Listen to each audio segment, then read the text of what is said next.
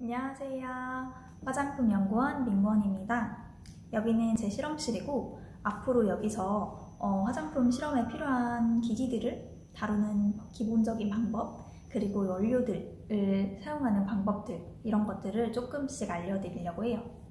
그러면 바로 이야기를 해볼 건데 오늘은 첫 영상인 만큼 실험실에서 가장 많이 쓰는 것에 대해서 얘기를 해보려고 하는데 바로 저울이에요.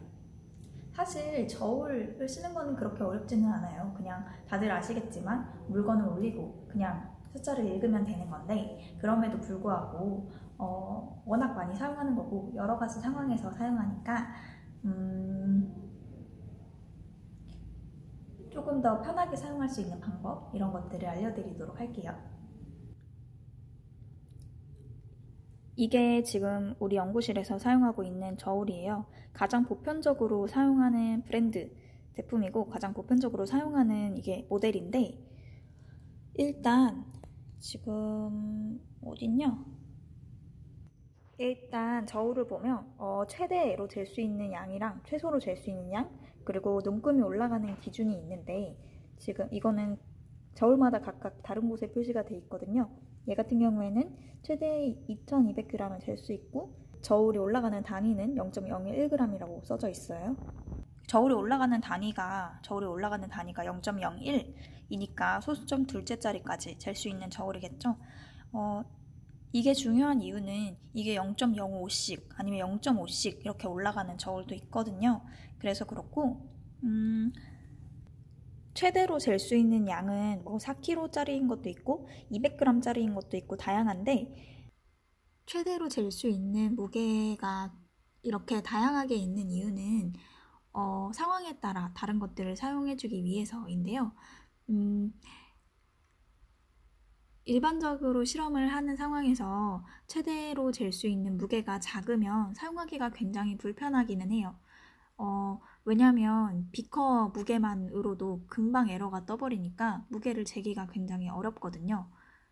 그럼에도 불구하고 이런 저울을 사용하는 이유는 이렇게 최대로 잴 수 있는 무게가 더 적은 그런 저울이 최대로 잴 수 있는 무게가 큰 저울보다 똑같이 소수점 둘째 자리까지 잴 수 있는 저울이라도 조금 더 정밀하게 무게를 잴 수가 있거든요. 그래서 이런 저울을 사용하고요. 최대로 잴 수 있는 무게가 큰 저울들은 또 그거를 사용해야만 하는 상황이 따로 있겠죠. 예를 들어 조금 더 크게 스케일업을 해가지고 실험을 해야 되는 상황이라던가 이런 경우에는 일단은 다뤄야 되는 무게 자체가 굉장히 크기 때문에 최대 무게가 큰 저울을 사용합니다. 이런 것들은 지금 내가 실험을 하려고 하는 게 얼만큼의 양인지 그리고 어떤 상황인지 어떤 것을 실험하려고 하는지 그리고 또 내가 지금 재야 되는 원료가 어떤 통에 담겨 있는지 얼마나 정밀하게 재야 되는 원료인지 얼마나 소량 들어가는 원료인지 이런 것들에 따라서 상황에 맞게 잘 골라서 사용을 해주시면 돼요. 그 외에도 저울의 반응 속도라던가 이런 되게 다양한 저울의 사양이 있는데 이런 것들은 상황에 맞게 사용해 주시면 되고 똑같은 저울이라고 하더라도 이런 사양들 때문에 가격 차이가 엄청나게 벌어지기도 해요. 일단 저울을 사용하기 전에 저울의 수평을 맞춰줘야 되는데 보통 이 수평은 한 번만 맞춰놓으면 매일매일 맞춰줄 필요는 없어요. 그런데 저울의 위치를 옮기거나 이랬을 때는 한 번씩 다시 맞춰줘야 되는데 지금 여기 빨간 원 있죠? 이 안에 까만 원 이거를 보면 여기 안에 작은 물방울 같은 게 들어가 있는데 이거 보이세요? 이 물방울이 이거 움직이는 거거든요? 이렇게 움직여지죠? 이 물방울이 이 까만색 동그라미 안에 들어가 있어야 이 저울의 수평이 맞는다라는 뜻이에요. 그래서 만약에 이게 이 안으로 안 들어가 있다 라고 하면 이 저울의 수평을 맞춰줘야 되는데 저울의 수평은 요거 밑에 요거를 돌려가지고 이거를 돌리면 높이가 바뀌거든요.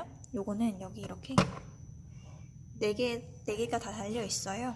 그래서 요거를 돌려서 저울의 높이를 맞춰줘도 되고, 만약에 이게 없는 저울이다 그러면은 밑에 뭐를 공가가지고 그래서 높이를 맞춰주면 됩니다.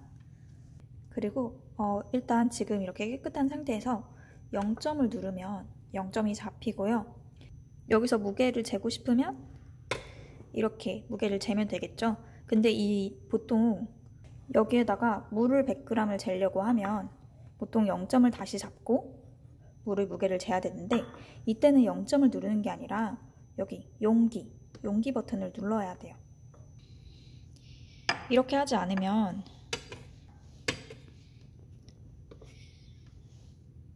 나중에 오류가 생길 수가 있거든요. 이렇게.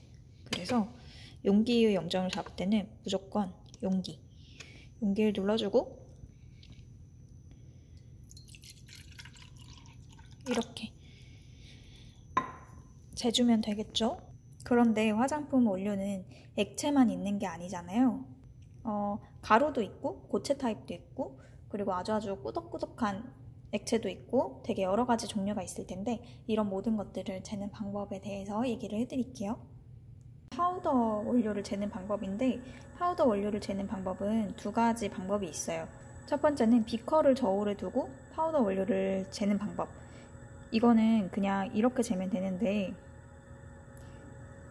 조금씩 넣어야 되는 경우가 있잖아요. 그러면 이런 식으로도 많이 하세요. 근데 이렇게 하면 저울의 눈금이 움직이기 때문에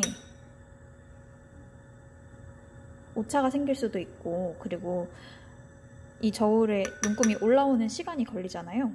그래서 이렇게 재지 말고 손으로 숟가락을 이렇게 해서 덜어주는 게 가장 좋은 방법이고요. 때로는 숟가락을 사용하지 않고 용기에서 바로 덜기도 하는데, 이럴 때도 손으로 이렇게 해서 재주면 돼요.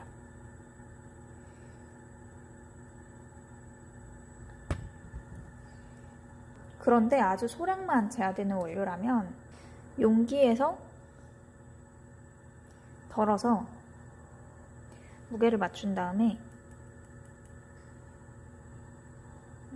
그 다음에 비커에다가 그냥 넣어주는 게 좋은 방법이에요. 왜냐면 큰 용기에다가 이거를 바로 투입을 하면은 혹시라도 많이 넣게 됐을 때 돌이킬 수가 없기 때문에 용기에서 재서 그 다음에 메인 비커에다가 넣는 방법이 제일 좋아요. 그 다음에는 물에 잘 녹지 않는 가루를 재울게요. 점증제처럼 물에 풀어줘야 되는 원료를 넣을 때는 이렇게 비커에다가 바로 파우더 원료를 투입하는 게 아니고 이렇게 돌아가고 있는 비커에다가 원료를 바로 투입해야 되는 경우가 있거든요. 이거는 점증제에 대해서 얘기를 할 때 또 자세히 얘기를 할 테지만, 이럴 때는 이 밑에다가 비커를 대고 무게를 잴 수가 없기 때문에 먼저 파우더의 무게를 잰 다음에 여기서 바로 그냥 투입을 해요. 그래서 이럴 때는 여기서 먼저 계량을 한 다음에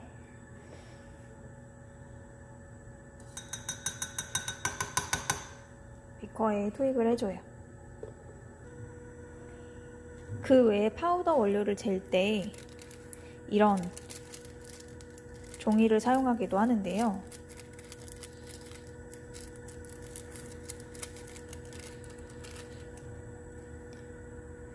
이렇게 해서 0점을 잡고 파우더 원료를 재주고 그 다음에 얘를 이렇게 비커에 이렇게 넣어주면 되는 거예요. 근데 사실 저는 쓰레기 만드는 거를 좋아하지 않아서 이런 페이퍼는 사용하지 않습니다.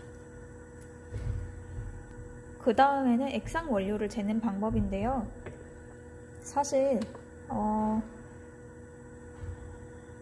액상 원료를 재는 방법은 굉장히 간단하기는 해요. 일단 아까도 얘기했듯이 그냥 이렇게 재는 방법, 그리고 그게 소량인 경우 스포이드를 쓰는 방법이 있는데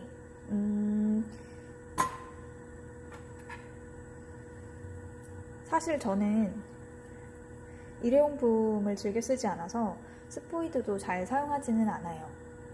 그래서 저는 대부분 무게를 잴 때 이 스패츌러를 사용하고 있고요. 기본적으로 스포이드를 사용하는 거랑 스패츌러를 사용하는 거랑 방법은 비슷해요. 일단 첫 번째 방법은 그냥 이렇게 떨어뜨리면서 무게를 재주는 거. 그 다음은 여기서 먼저 재서 넣어주는 거. 이렇게 두 가지 방법인데, 이렇게 액상 원료를 잴 때는 주의해야 되는 상황이 하나가 있어요.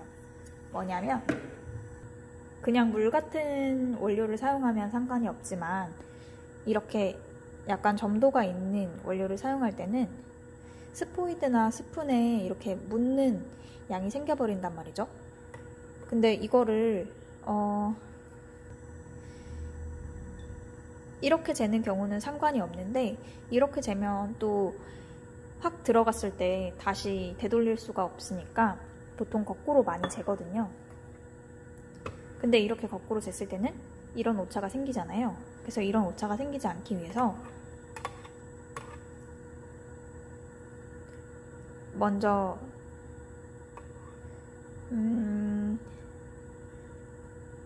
스푼을 이렇게 집어넣어서 묻히는 부분을 만들어주고, 스포이드를 사용할 때라면 스포이드로 먼저 얘를 한번 빨아들인 다음에 스포이드 벽면에 묻는 양을 만들어주고, 그 다음에 0점 다시 잡아줘요. 그러면 그 다음에 무게를 쟀을 때 여기 묻어있는 양은 빼고 계량이 되겠죠.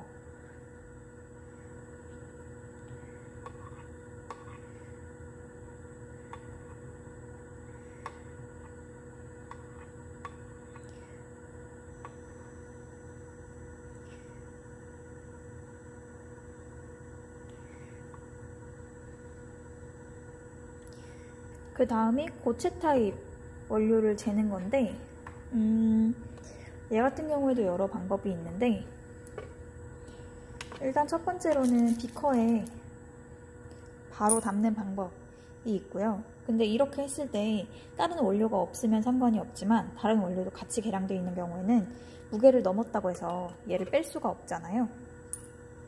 그래서 되게 신중해야 되거든요. 그러면 소량씩 넣어가면서 무게를 보는 방법이 있고, 예를 들어 1g을 재고 싶다고 가정을 해볼게요. 그러면 1이 넘어버리잖아요.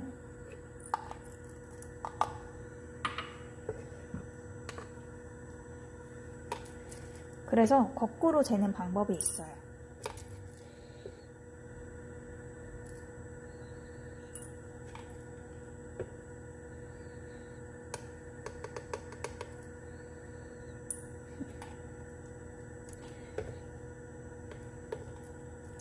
좀 작은 알갱이를 찾아서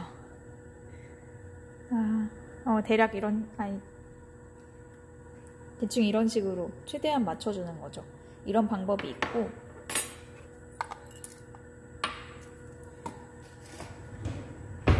두 번째는 웨잉 디시라는 거를 사용하는 방법이에요. 이 웨잉 디시는 이렇게 플라스틱으로 생긴 그릇 같은 거고, 웨잉 디시, 말 그대로 무게를 재는 디시라는 뜻이에요. 저는 사실 일회용품 이런 것들을 쓰지 않아서 얘도 안 쓰는데 보여드리려고 어디서 얻어왔어요. 아이고, 흘렸다.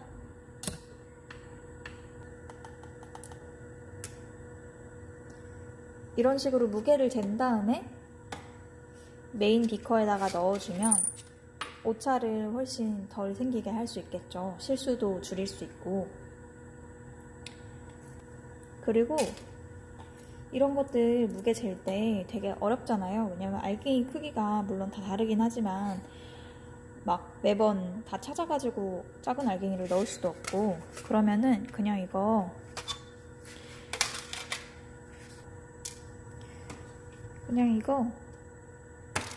이렇게 좀 부셔가지고 사용해도 상관없거든요. 이렇게 부셔서 써도 된다는 거. 그 다음이 되게 꾸덕꾸덕한 액체를 재는 방법인데, 예를 들어 이런 것들 있으면 엄청 꾸덕하거든요. 얘는 스포이드로도 안 돼요. 안 떠지고, 이렇게 좀 점도가 많이 있는 액상인데, 이런 원료들은 비커를 저울에 두고 이렇게 재는 방법은 추천하지 않아요. 왜냐면 뭔가 이게 되게 덩어리로 툭툭 떨어져서 되게 많이 들어갈 수가 있거든요. 예를 들어 내가 0.1을 재고 싶다. 그래서 되게 조금을 해가지고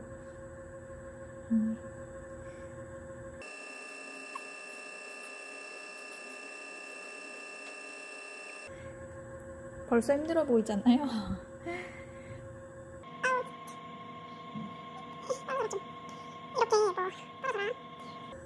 이렇게 쟀는데 1을 넘어버렸잖아요. 아니 0.1을 넘어버렸잖아요. 그래서 이렇게 넣는 방법으로는 정확하게 재기가 어렵고, 이런 원료들은 거꾸로 재는 거를 추천을 드려요. 근데 얘는 거꾸로 쟀을 때 문제가 또 하나가 있어요. 예를 들어 제가 스포이드든 스푼이든 스푼에 묻은 거를 먼저 잰 다음 0점을 다시 잡고 이렇게 하라고 했는데, 얘 같은 경우에는 비커에 넣을 때 이거를 이렇게 한다고 떨어지는 애가 아니니까 이렇게 벽까지 싹싹 긁어야 되거든요. 근데 그러면 0점을 잡으려고 이 벽면에 묻혔던 것들까지 여기 들어가 버린단 말이에요. 그래서 이 방법도 쓸 수가 없고, 다른 거 계량을 다 하고 나면 어차피 얘를 저어줘야 되잖아요. 그래서 얘를 저어줄 그 깨끗한 스푼으로 0.1 이렇게 재주고, 그 다음에 여기에 바로 그냥 수저채로 넣어버리는 거. 이것도 되게 편한 방법이긴 하고, 만약에 이렇게 사용할 수 없는 경우가 있어요. 예를 들어 어떤 경우가 있을까? 어쨌든 그런 경우가 있거든요. 그러면은 그냥 최대한 이런 납작한 스패츌러를 사용해서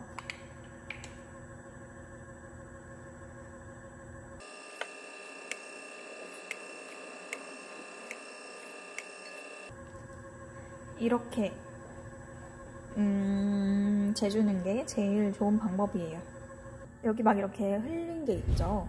얘를 닦아줘야 되는데, 얘네들은 뭐 잘 닦이는 애들이면 그냥 이렇게 닦아도 상관이 없지만, 여기를 닦으려고 이렇게 하면 얘네가 움직이잖아요. 근데 이 저울이 생각보다 되게 예민한 친구들이라서 그냥 막 이렇게 누르면 안 되고, 얘를 들어서 이렇게 닦아주는 게 좋아요. 여기 얘네들이 되게 중요한 부분인데, 얘네가 생각보다 되게 예민하거든요. 그래서 이사를 할 때나 위치를 옮길 때도 얘는 따로 빼놓고 얘 포장하고, 그리고 얘 포장해서 따로 옮긴 다음에 마지막에 책상 위에 올려놓을 때만 얘를 이렇게 얹어주는 게 가장 좋아요. 이렇게 지금까지 다양한 상황에서, 그리고 다양한 원료들을 사용할 때 무게를 잘 재는 방법에 대해서 얘기를 해봤는데요. 사실 저울이라는 게 무게만 잘 잴 수 있으면 아무렇게나 사용해도 상관이 없는 거거든요. 그래서 다양한 거에 대해서 얘기를 했고 내용이 많았지만 너무 어렵게 생각하지 않으셨으면 좋겠고, 대신에 이거를 잘 알아두면 다양한 상황에서 무게를 재실 때 조금 더 편하게, 그리고 조금 더 정확하게 하실 수 있지 않을까라는 생각이 들어요. 그러면 오늘 영상은 여기서 마치도록 하고요. 다음에는 또 다른 기계들을 사용하는 방법을 알려드리도록 할게요.